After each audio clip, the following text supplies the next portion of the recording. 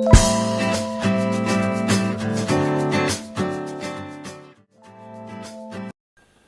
I'm Sue Daly and I want to welcome you to Jigsaw number 1. We're up to month 11, which we're working with the spool shapes. So we have the 1-inch small spool and the 1-inch square. So this will be the little quilt layout that you have with the shapes and the directions on the back with some options.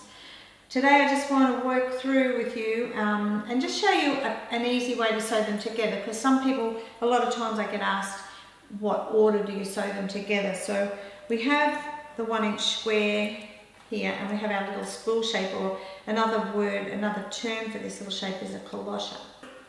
Okay, so I just want to show you how I actually sew these little spool blocks together.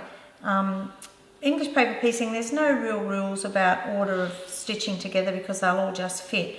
However, I think sometimes it's easier when you do things a particular way. So I'm actually going to take the square from the middle with the right side facing up and one of the little spool pieces right side facing down, and I'm going to stitch these. So come into the corner, lose my knot into my seam allowance, take a stitch, take a second stitch and do my knicker knot and stitch all the way to the next point. Now remembering when you glued, if you glued too close to the edge, this little bit is a lot harder because you're trying to sew through glue. The reason why we glue away from the edge of the paper is so that it makes this step a whole lot easier. Taking 2 threads of fabric each side. So when I say a small bite of fabric, it's about 2 threads. If you pull one thread out, it kind of pulls it out of your fabric a little, like drawn thread work, and you don't want that. So I'm going to stitch it all the way up to this point.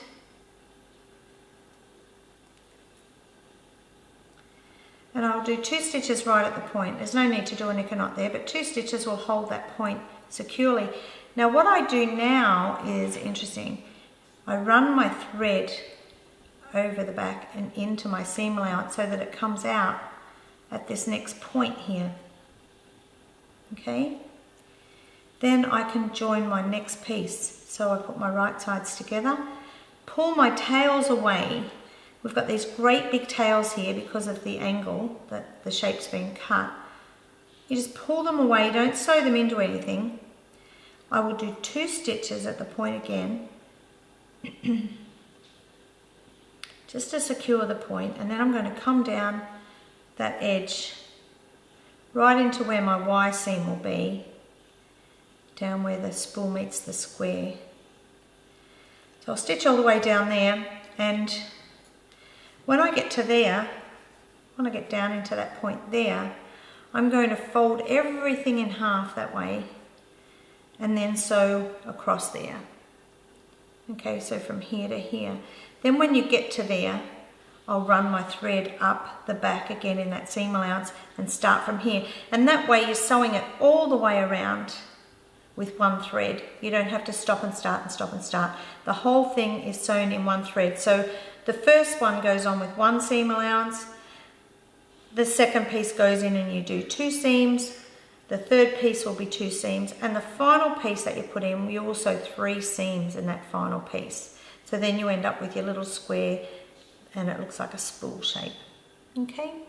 Now I've got another one over here, which is our large spools. These are really quite a lot bigger, as you can see the difference in the size.